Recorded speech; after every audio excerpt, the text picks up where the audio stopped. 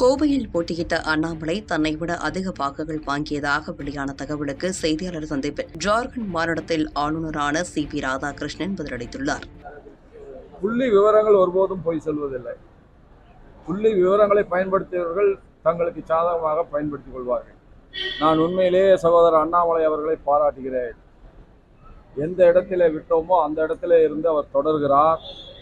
நிச்சயமாக அவருடைய கடுமையான உழைப்பை யாராலும் மறுக்க இயலாது.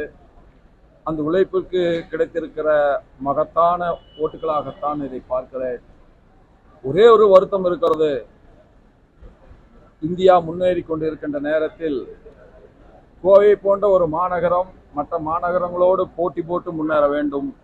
தமிழகமும் பிற மாநிலங்களோடு போட்டி போட்டு முன்னேற வேண்டும்.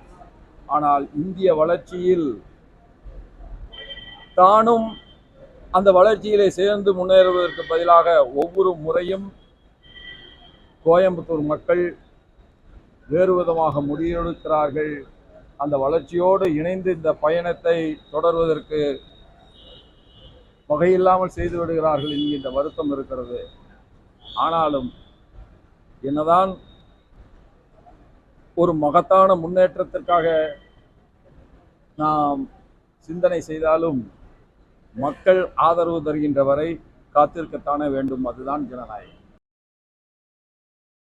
செய்திகளை உள்ளது உள்ளபடி தெரிந்து கொள்ள ரெஃப்ளெக்ட் நியூஸை சப்ஸ்கிரைப் பண்ணுங்க.